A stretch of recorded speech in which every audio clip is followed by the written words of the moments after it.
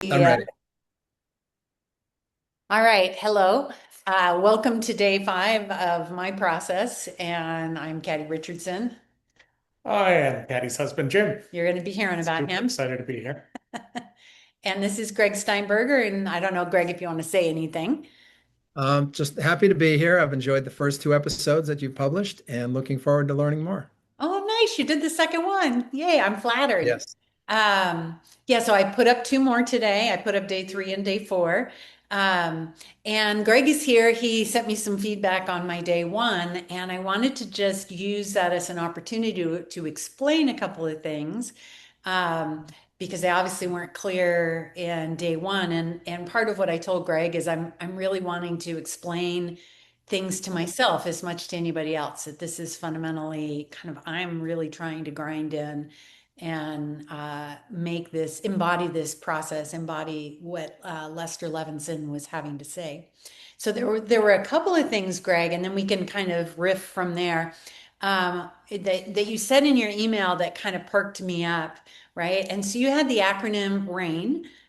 Instead of RAIN, you had REIGN. Um, and one of the things that you said, so I'm not sure how to talk about this. So you talked about reigning over thoughts and feelings.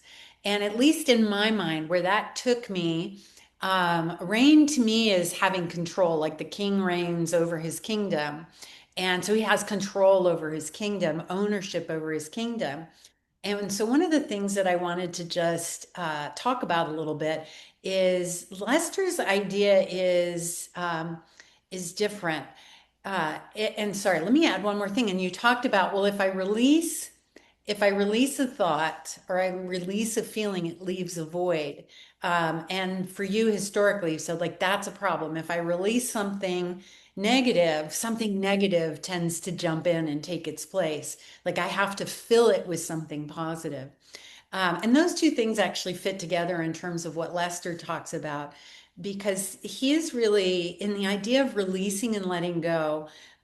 He talks about you want to peel away the negative. And his belief is if you peel away the negative, if you peel away the fears, if you peel away the anger, if you peel away the grief, if you peel away the apathy, if you peel away all of these negative things, his belief is that fundamentally we are all love. And so the best way to get to love is to peel away the whatever you find that is in the way of love. And that part of what gets in the way of love is wanting love. That ironically in a couple's relationship, we oftentimes we want something from our partner. I want you to do a certain thing and then I can be happy. I need things to be a certain way. And the interesting thing with Lester is he's like, that's actually your problem. That if you were to let go of the wants and the needs of not just your partner, but of the world, if you let go of wanting the world to be a certain way, that you will find peace within yourself and you can find happiness within yourself by letting go of everything else. So the two, Make an observation when you're ready. yeah, right. So it implies actually letting go of control. So that was the piece of rain that I'm like, actually, you don't want to be control over thoughts and feelings. You want to it's kind of like an ego death every day. You want to let go of those wants, of the things, and that what will come is your natural beingness.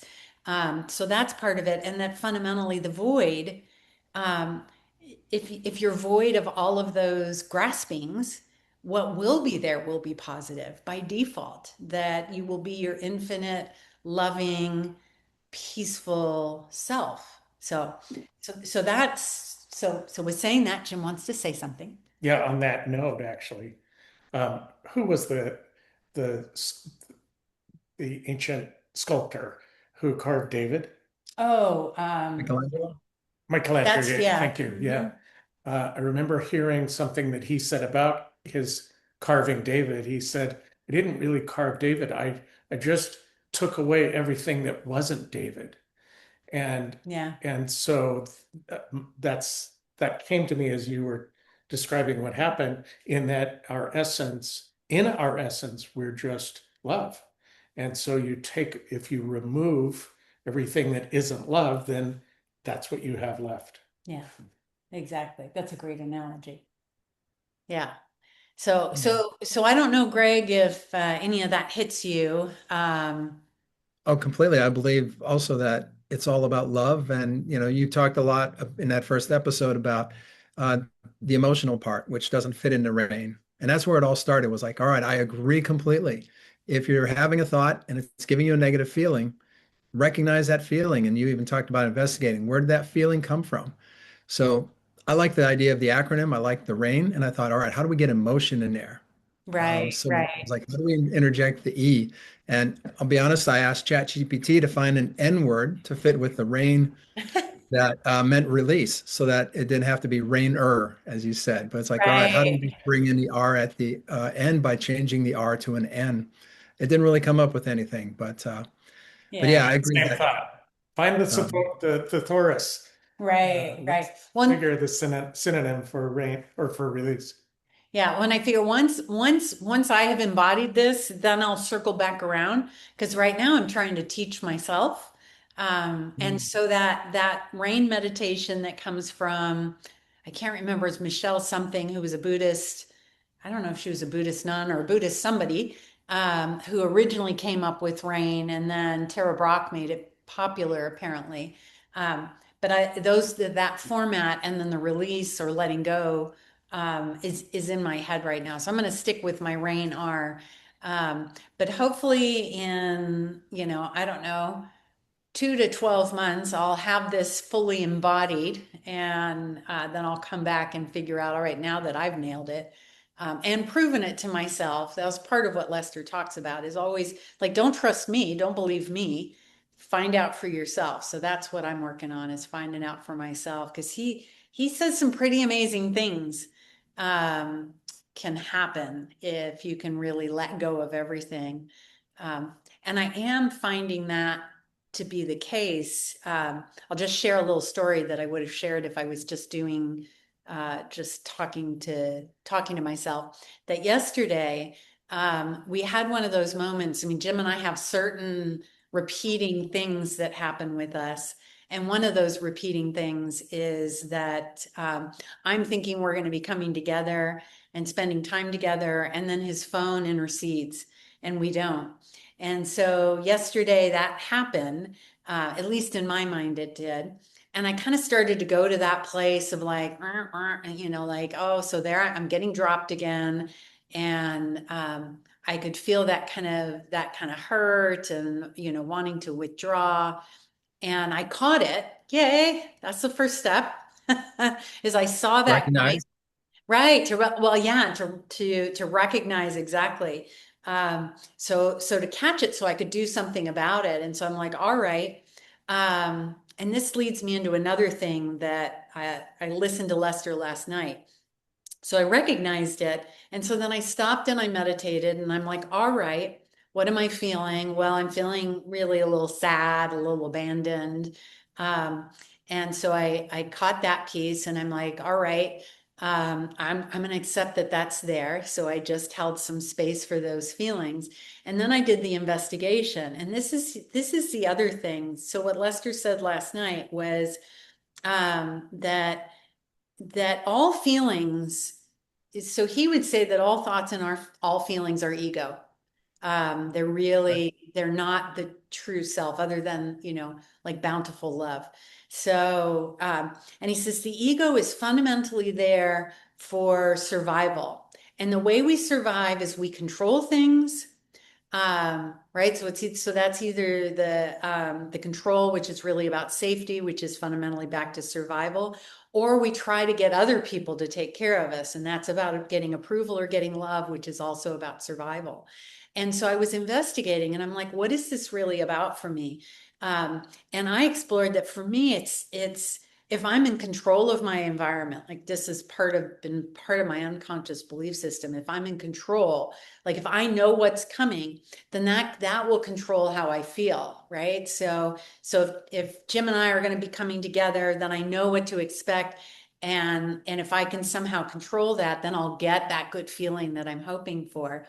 And so ultimately, my desire for control is to get love, right? Because I'm hoping for that love, that sense of closeness and connection. And what has become clear to me before and keeps coming clear each time I do this is, oh, that desire to control things, to have it the way I want it, creates the opposite of what, on some level, I think if I'm controlling to get love, if I'm controlling to feel good, well, in this case, I'm controlling and that makes me feel bad, right? And so I'm like, all right, like I want it the way I want it. And that gets me absolutely what I don't want, which is I feel terrible. And so I was able to, so I investigated and I'm like, all right, that's not helpful. So let it go.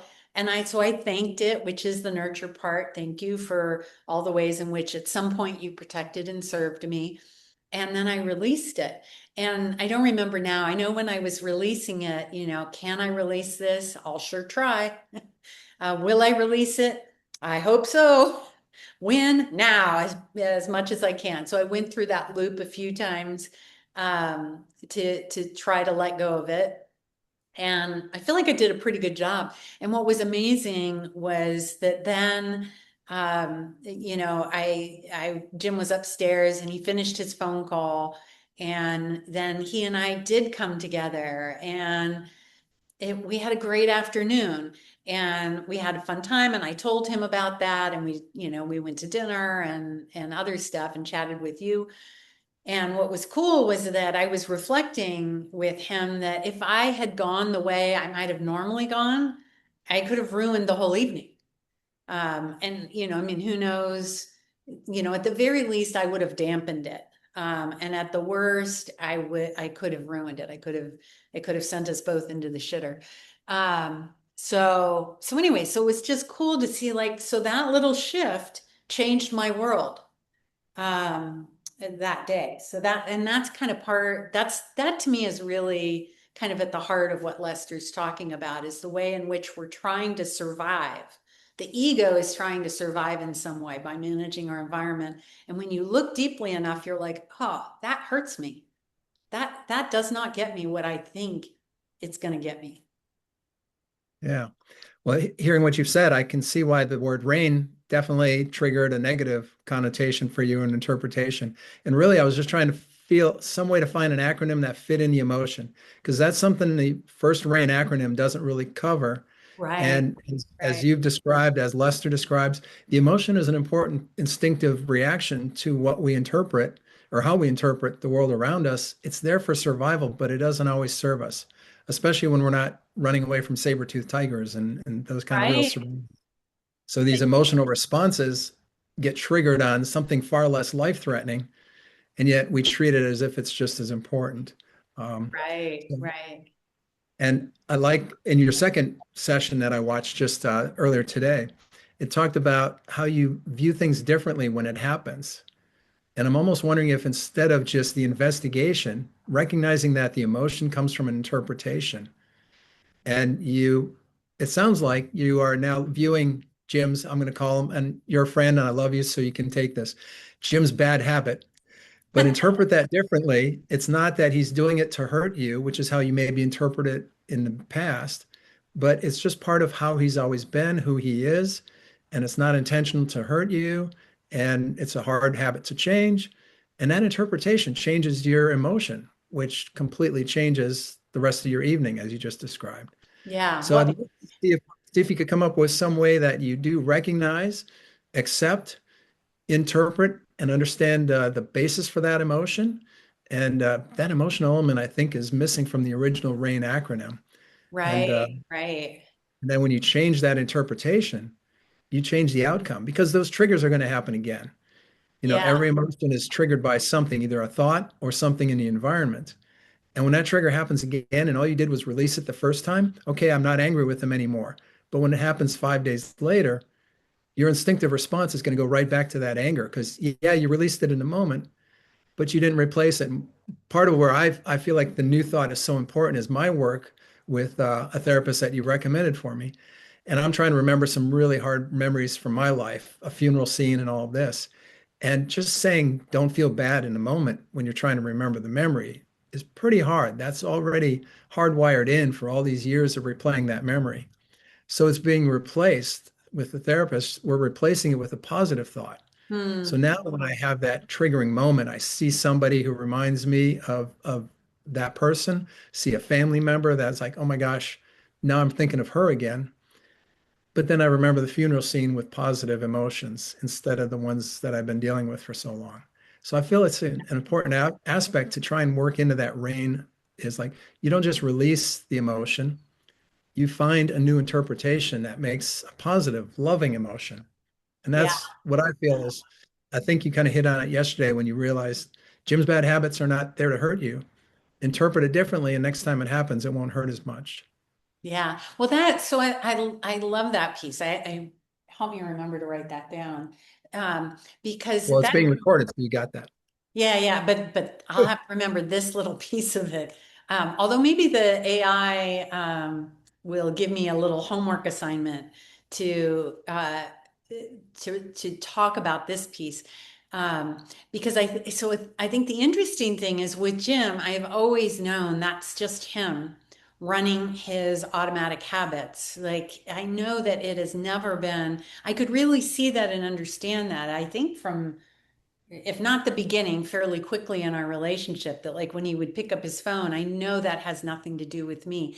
And yet, despite the fact that I have an accurate story of what's going on there, I could not, like I would still roll into what for me was my history. And I was really struggling with, well, I have one foot in a world that says I know this has nothing to do with me, and therefore it really shouldn't, on that level, you could argue that shouldn't then cause feelings if I know it has nothing to do with me. You know, if it was some guy over at a table talking to somebody else and he picks up his phone, it has nothing to do with me. I'm not going to have feelings. But yet, I personally, for me, I could not help but go there. And so even though I knew it had nothing to do with me, I was still picking up and holding on to feelings. And hence for me, the letting go, the releasing is enough because I already had the new story. And so what you're helping me with, Greg, is the idea that many people, I think that's not unusual, um, they have their story they haven't yet seen, that what Mhm. the other person is doing has nothing to do with them. It's just a behavior. It's just them on their automatic pilot. I mean, for the most part, people aren't doing anything to hurt us, and yet we can take it as hurtful. And even quite honestly, I would say when somebody is doing something to hurt us, it's they're really saying something about them. That even that is not personal, even when it looks very personal. But so that idea of like for me, I already had the new story, but I was having the old emotions. And you're saying, yeah, and some people might drop the old emotions, but if they don't fix the old story, then you're right. It comes back up. They're going to tell themselves the same story, create the same feelings, and off to the races they go. So, I yeah, love the way you phrase that because, yeah, that interpretation of that old story is so important to say, well, just don't feel bad when it happens. It's not about you, is almost like saying, when you hear the noise in the bush, don't worry about it, ignore it. It's not really a saber-toothed tiger. But right. those instincts and emotions that just naturally occur because of evolution, they Yeah, don't just go away because we tell us ourselves, oh, it's okay, I'm safe today. Next time yeah, you hear a rustling in the bushes, instincts will kick in. You think it's a saber tooth. Next time Jim does the bad behavior that hurts you, instincts will kick in, and you go into that sympathetic nervous system of, wait a minute, what's going on here? yeah. I need to react to this. Well, and you're right. So you got to go look in the bush enough times. Yeah. Oh, okay. Yeah, there's no saber-toothed tiger there. There really isn't. Oh, by the way, I'm going to research. Saber-toothed tigers are extinct. I don't need to worry about it, right? Yeah. So, yeah, really building that new story. So I'm curious if you have a reaction to that as well. I have two thoughts about it, and therefore reactions. Um, One is that um, I have a friend who grew up in Texas. He was out alone as a child. I think he told me this story uh, that he was around 7 or 8 years old, out in the forest, and he heard rustling in the bushes, like you were talking about. He couldn't see anything, but he was positive it was a bear. And it just terrified him. In fact, he didn't fight or flee, he froze Hmm. because he was so afraid. And he just continued to focus on where the noise was coming from. And within a really short period of time, a squirrel came out from the bushes and he laughed at himself. But at 7 years old, he learned a powerful life lesson that he carried with him for the rest of his life. He told me this when he was about 85 years old, that it's the meaning we make of our circumstances that often create such distress in our lives. And that goes along with what you were saying, Greg, with your old friend, and um, and so many times. In fact, that's the other observation. The meaning that I'm making with you talking about my bad behavior is I'm feeling shame about that. Yeah, Um, and I apologize. That was, I no, shouldn't speak it that way. wasn't. That's not your doing. That's my doing, right? That's the meaning I'm making. I'm seeing a bear or thinking a bear's in the bushes when it's just a squirrel. And and so I have the opportunity to examine, to recognize, allow, investigate, nurture, and release in my whole experience just in this conversation. Well, that's the cool thing is every time a bad thing happens, it's a good thing because it gives you an opportunity to release it. It gives you an opportunity to explore it and let it go. And if you take Yeah. that opportunity, this comes back to Lester. He's like, you basically can dismantle those things. And part of what I want to say, and part of why I really wanted to experiment with this myself is as a psychotherapist, right? I've got two masters and a PhD. Oh my God, everything I've been taught is so complex, right? Um, CBT is probably the easiest out of all of these modalities, and you go all the way to psychodynamic and just all this complexity. And CBT is talk therapy, right? sorry, yeah, so cognitive behavioral therapy, which is just thoughts. Like CBT doesn't deal with your past and your emotions and traumas and triggers and blah blah. Like so, CBT is complex enough, and it is relatively simple in my envisioning relative to some of these other things that yeah, that just go into such depth. And part of it is if Lester is right, holy shit, like we have missed the boat entirely because his whole point is you can just let it go. You don't need to know what it is. So like that shame trigger comes up, Jim can just look with that, hold on to it, to take a moment, right, to recognize, okay, I'm feeling shame.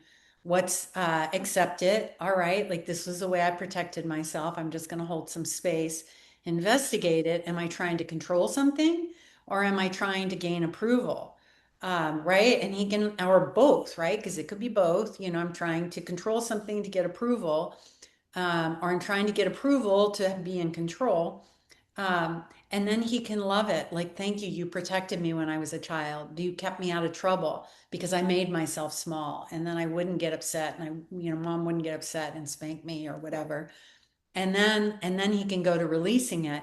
And that's actually much more complex than Lester would make it. He would just say, look at the shame and let it go. But I can't help myself, right? I have to make it a little more complicated. But swear to God, like Yeah. in 10 minutes, you can let go of something. And if it's that easy, it's like taking this and, just dropping it. You don't need, he says you don't need to know what it is. So we're even making it, he says it's good to look at, is this about approval or is this about control? And those are both about survival in his mind. But make sense of that, because, and I think the value in that is then you go, oh my God, this isn't doing either one of those. This isn't getting me what I'm hoping to get. And then you can let it go. But so instead of needing to spend years in therapy, maybe you could just let it go. I would encourage to think it's not as easy as just letting it go. Because as I've been researching my book, I'm realizing how, and you're familiar with this, the brain fine tunes things that it wants to really hold on to, and it reinforces those neural pathways. And if a memory is strong and vivid, it's not going to just go away because it's like the one analogy I heard is like it goes from being a path to a superhighway. It Yeah. reinforces and reinforces that neural pathway. And you have to tear down a superhighway and go back to being a path. That takes a lot of effort. And it's not as easy as just saying, well, I'm just going to ignore it and it'll go away. So I think it does take some Right. work. Well, But it's I, not ignoring it. yeah, but I do feel like what you said about it seems like it's so complex and maybe it should be more simple. I always believe the real genius, it's like Einstein's E equals MC squared. The real genius is when you take something complex and you can condense it down to its simplest form. And I wonder if the thing with CBT is it's looking at the behavior, which is kind of like the down the road thing.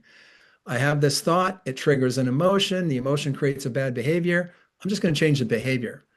What if you could change the original interpretation or thought that triggered the emotion, that triggered the bad behavior, and then it might almost seem simple. Like, Right. oh, Well, I and won't, that is no part of longer. cognitive behavioral, right? Is that they're looking at thoughts and is this all or nothing or am I being catastrophic? But so I want to come back to I mean, so we have an assumption, right? And neuroscience would have an assumption that, oh, you've got to work through that. But but I suppose what's coming up in my experience is maybe we've made it too hard. And Mhm. maybe these beliefs and maybe even the research and whatnots that, I mean, all human research is done from a human framework, from a human point of view. And so maybe on some level, we're actually proving what we think is there. Because one of the methods that I've been using, I came across it probably about 10 years ago, but I've been using it a lot more recently because they improved the method. It's called the flash method or the flash technique. Um, and I have to tell you, I have helped clients with um, like long held memories. One gentleman with a memory from like 45 years ago that has plagued him and plagues him in his profession. And we spent maybe 10 minutes on it and it's gone. Another client, a woman who had self-hatred and eating disorder really intensely through her teenage years. We Okay. talked about it a little bit. We talked about where it all started, kind of what the genesis was of it. And then we targeted that blur of like the way she treated herself during that time period, because she still had negative feelings towards her body as an adult and towards herself. And swear to God, one session, 15 minutes, and she only comes in once a month. She came in the next month and she's like, that can't really have done it. Could that have done it? Because it's a super pleasant experience. We identify what we want to treat. Okay. And then you focus actually on something positive. So you fill yourself full of neutral to positive chemistry. And then every once in a while, I just say the word flash, and they blink their eyes 3 times like that. Okay. And then they just stay on whatever their positive thing is. And I do that a few times. And at the end of that, we check in, deep breath, let it go, kind of like EMDR. And then if you rate it now, how do you rate it? And if somebody is not holding on, right? Going back to Lester's idea, if somebody is not Yeah. holding on for some reason or another, it is mind blowing how an 8, 9, 10 can drop in the span of 15 minutes, and maybe that's 3 sets of flash down to a zero, Wow. 1, 2. It's amazing. And so it flies in the face of you got to feel it to heal it, which is kind of the premise of much psychotherapy. Got to get some insight. You Yeah. got to, EMDR, you got to expose yourself, titrated. And I honestly, when I think about it, I feel bad for all those clients that I drug through. It worked and it was helpful, but oh my gosh, it was so much more painful and exhausting than it had to be now that I have Flash, which says that if you're ready to let it go, maybe those vivid things and maybe this idea that there's a super highway and you really got to get in there with jackhammers and pull the whole thing out and Yeah. it's really hard. I swear to God, it can be gone like that. And so that's why this Lester stuff so intrigued me, because if I can prove it to myself that this stuff that's that comes up between the two of us that I absolutely know goes back to my family of origin and my early beginnings. If I can just let it go, then at least maybe it won't. Some people do hold on, and you have to work through that holding on. So as a for example, I had a woman, we did a bunch of flash, super effective, and we tried to do flash on a car accident that she was in where she was the driver. It didn't work. And what we discovered is there was a part of her saying this anxiety protects me. Like she still was Okay. holding on to that belief. And so letting go, like in terms of an at-home person watching this, letting go might be easy. I don't know. I have no idea. 30% of the time, 50% of the time, maybe even 80% of the time, depends on the person. But some people are going to struggle with letting it go, and they're going to maybe need some support to figure out if I can't just drop it, why not? Because maybe it's not physiology, and maybe it's not that you need to feel it to heal it, but maybe there's a belief that's keeping you stuck that you're just not conscious of yet. So, I I agree. And as you're telling that story, I'm thinking about my own thing I was trying to get rid of. And I felt like if I let go of my distress or grief, I was dishonoring her memory. yeah, That yeah, how could I just let it go and forget it? She was too important to just put that behind me. Um, yeah, but you also talked earlier about, and I think this is an important point that's worth looking at, is a lot of those negative thoughts are all fear-based. yeah, Whether you're trying to control something because you're afraid of how it could go differently, or you're looking for those affirmations from others. And you mentioned whether you're controlling to get affirmations or getting affirmations to feel in control. right. Either way, you've got this interpretation that things are going to go horribly wrong unless, and that's all fear-based. And a dear Yeah, friend of mine who's passed always said, there are really only two emotions, fear and love.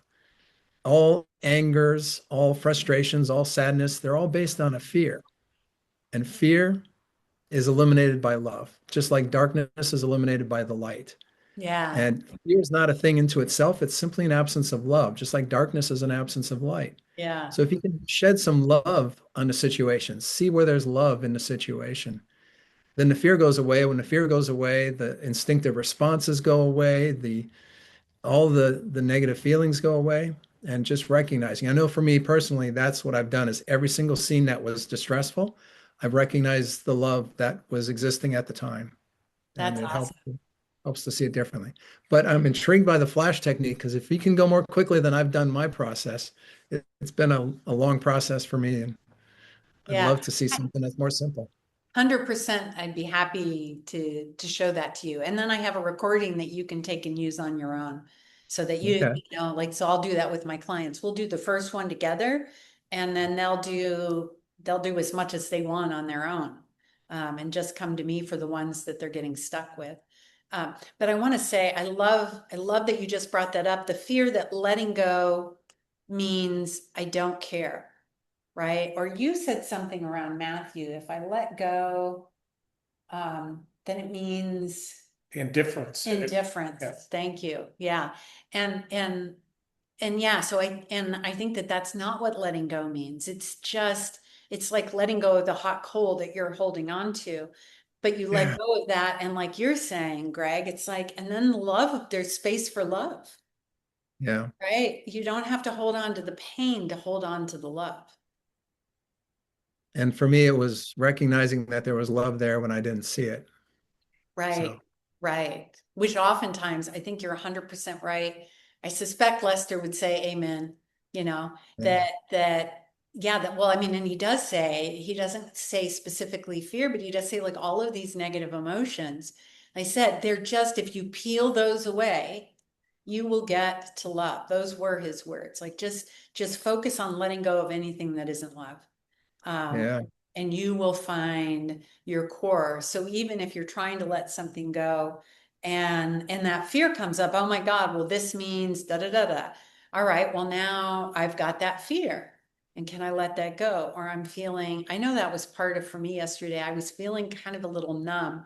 Or like there just weren't big feelings. And I'm like, all right, can I just let this neutrality, this to me it wasn't quite numb, but that was the best word that I had. Can I let that go, kind of feeling a little blocked. And it's like, yeah, okay. And then sadness came up. And then, all right, can I let that go?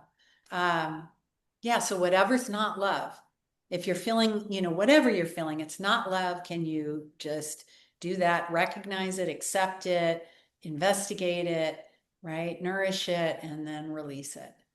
Yeah. Yeah, Yeah. I think of how often our thoughts put our wagon wheel, if you will, back in the rut.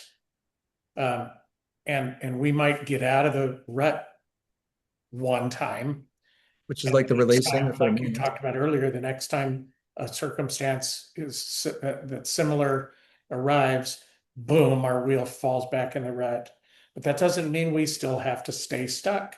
It just means we have another opportunity to examine, uh, to do this rain and release process, to take the wheel, to get the wheel out of the rut. I've been dealing with chronic shame for 65 years, um, probably, um, beginning as an infant or a toddler at least, um, and that's been reinforced over the decades. Um, and yet there are wonderful opportunities, obviously, that I have that are regularly presenting themselves in my life to examine, to to let go, to reinterpret, and make that have a different meaning. My phone's, I thought I turned this off. I thought you did too. Oh, There's his phone. mom's calling me. Uh-oh. Yep. Excuse me, I'm going to take this phone call. Point made. Not. Yeah, so there's a lot of things here that I think you brought out that the RAIN model doesn't completely absorb. And I agree that releasing is an important part of that. The emotional aspect needs to be recognized. And I brought it up, and I've heard others say that interpretation. And when you're investigating how you're interpreting it and whether that serves you, as you said, and also whether it's fear-based. And if Right. it's fear-based, what can we replace it with? Where can we recognize that whether you're spiritual as I am and you feel like God loves us and therefore it'll all be okay, or whether you just feel that your love for yourself and others is the most important thing in life and therefore that's the source of the love. But either way, find that source of love and bring that into that memory. Right. Well, and that's where, so if I bring Lester in again, he'd say, you are that source of love. Yeah. We are all God. We are all, yeah. So that's what he would say is we're all God. I'm God, you're God, Jim's God. And that, but it's, we get in the way of that. So he would almost, I think he would say, you don't have to find it. You have to uncover it. Like just Mhm. stop gripping, which is the letting go piece. Yeah, but I agree. This has been a great conversation, and I so appreciate your willingness to engage. And I knew that it like richness would come out of this. Um, and hopefully like I said, I'll get the AI summary, and over time I can plug it all into Chat GPT and say, give me a great acronym, and I it'll think figure it out for me. I think you'll find one, but you're right. Release needs to be a part of that process, without a Yeah. doubt. Yeah. Yeah. But I feel like we've added a thing or two um, of, that piece of releasing the story as well as releasing the emotion, right? Releasing Yeah. the thinking. Um, And then and find the love. Somehow you need to find the love and put right, that into every situation. Because right. when you feel loved, when you feel love surrounding you, Yeah. you can't help but just feel okay. Yeah. Well, and I wonder, Lester talks a ton about love. Um, And that might be that I think that might be a parallel process, like something else, because he's like, if you apply love to any problem you have, it will Yeah. resolve, right? But that's the piece of like, how do you do that? Your neighbor is bugging the shit out of you because their dog is barking and they won't do anything about it and they're rude when you call. And it's like, so Mhm. you have this situation that seems so fraught. It's like, and you have so many feelings about it. It's like, oh, how do you drop all of those feelings and just find love? But absolutely, I think you're 100%. Well, that might be the key to humanity's enlightenment that you are going to uncover with your work. There you go. Well, that's he did say, I love this. He said, like, we're not going to legislate peace. Like, so leaders, all of the Mm. leaders in the world, like they are not, we should not be looking to them for peace in the world. We really need to be looking to ourselves.